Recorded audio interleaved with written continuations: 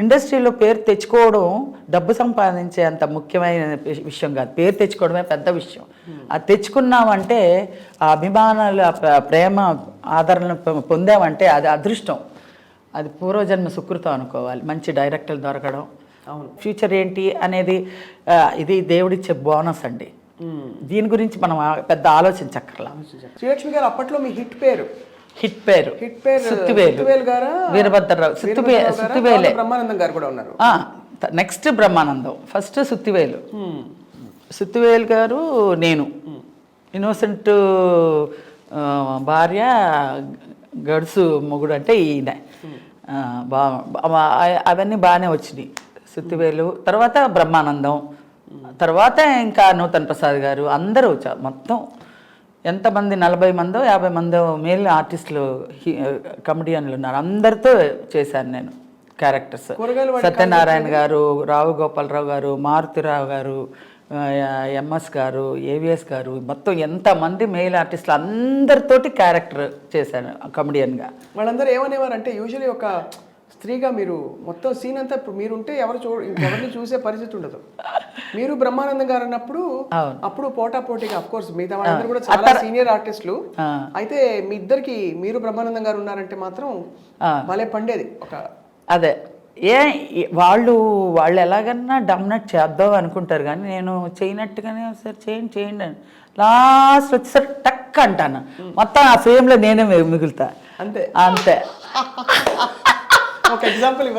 అది అయిపోయినాయి అండి, అది అయిపోయినాయి కదా. ఒకసారి ఒక ఎగ్జాంపుల్ చెప్తాను.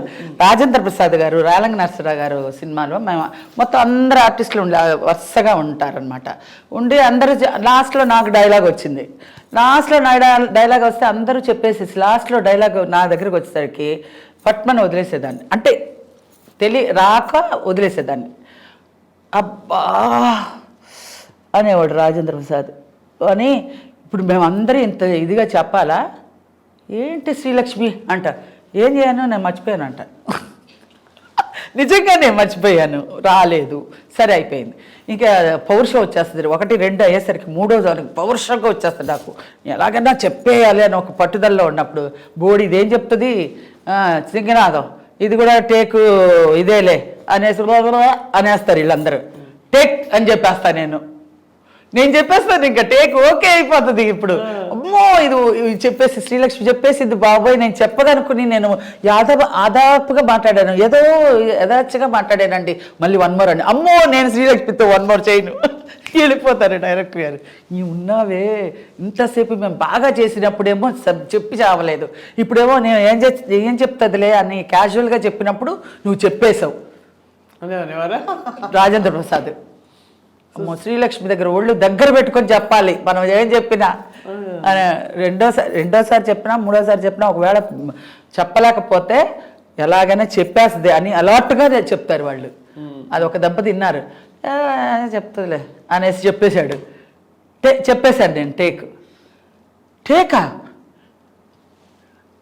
అయిపోయిందా, అమ్మో నేనేదో యాదాచిగా మాట్లాడానండి.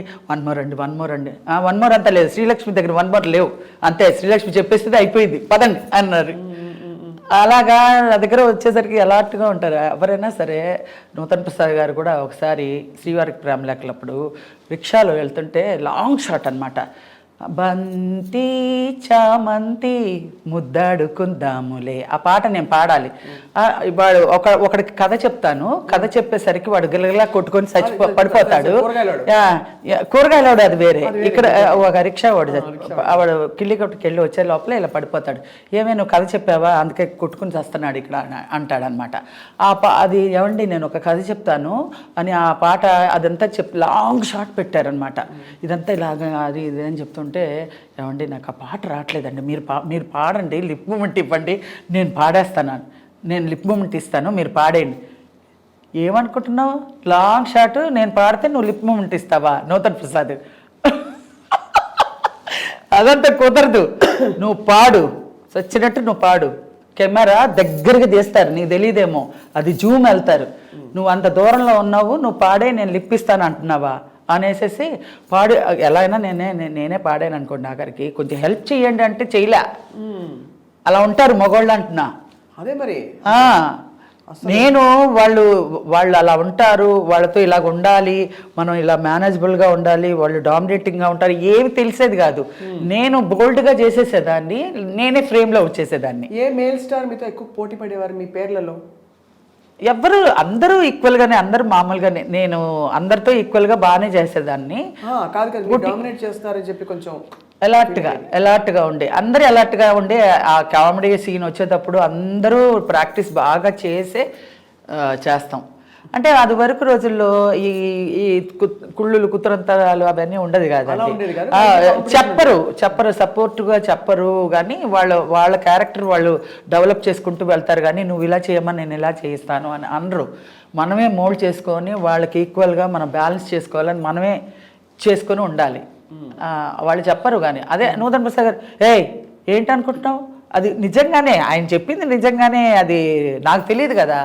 ఆయన చెప్పింది లాంగ్ షాట్ అని నేను అనుకుని లిప్ ఇచ్చే పాడేయండి నేను పాడేస్తాను అంటున్నాను. కానీ అది తప్పు, అసలు అది నాది తప్పు. జూమ్ ఉంటుంది కదా, అది నా తప్పు.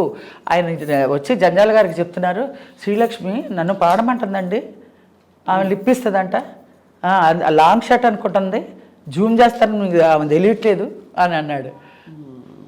కంప్లైంట్ ఇచ్చారు. ఆ తర్వాత నాకు తెలియదు కదా, ఇలాంటివన్నీ జరుగుతూ ఉంటాయి. ఇలా ఓసారి అయితే చంద్రమోహన్ గారు పటాలను కొట్టేశాడు చెవు మీద. అసలే మామూలుగా నేను అలా పట్టుకుని ఉంటాను డైలాగుల్ని, ఎప్పుడు వస్తే అలా ప్రజెంట్ చేసేద్దామని. నేను అసలే నోట్లో పెట్టుకొని ఉన్నాను. అందులో జంజాల్ గారు అంటే ఇలా హార్ట్ బీటింగ్లో ఉంటుంది, చెప్పకపోతే బడబడ తిట్టేస్తారు ఆయన.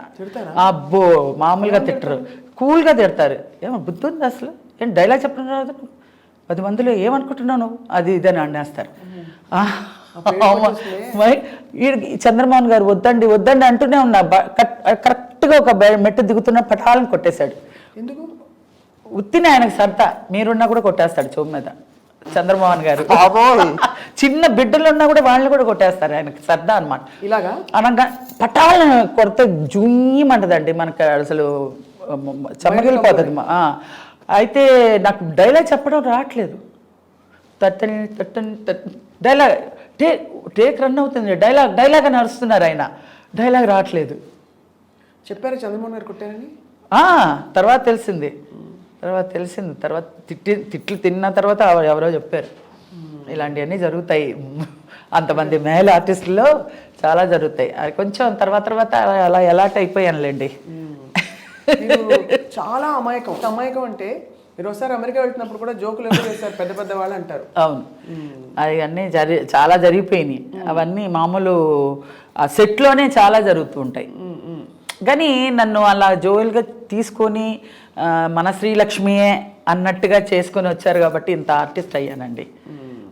లేదంటే పాలిటిక్స్లో కనుక నేను ఇరుక్కుపోయి ఉంటే తొక్కేసేవాళ్ళేమో, ఏమో తెలీదు. ఏంటంటే మనకన్నా అహంకారంగా ఉండి మనకన్నా బోల్డ్ అలా అంతా, నేను అలాంటి పేరే తెచ్చుకోలే. ఫస్ట్ అమర్నాథ్ గారు అమ్మాయి అంట, చాలా కుటుంబ బాధ్యత గురించి వచ్చింది, ఆ అమ్మాయి ఇందులో రాని పరిస్థితిలో వచ్చింది, నేర్చుకుని బాగానే చేస్తుంది, మంచి క్యారెక్టర్స్ చేస్తుంది, మంచి అదృష్టవంతురాలు, అలా వచ్చి నాకు క్యారెక్టర్స్ ఇంప్రూవ్ అయ్యి అలా వచ్చింది. కానీ ఏదో కొంచెం పట్టుదలతో బోల్డ్తో డి అంటే డి అనే అట్లాంటి విషయాల్లో నేను దూరను. అసలు పాలిటిక్స్ అంటే నాకు చాలా డిస్టెన్స్లో పెడతాను అనమాట. నాకు తెలియని దాన్ని మనం దూరకూడదు.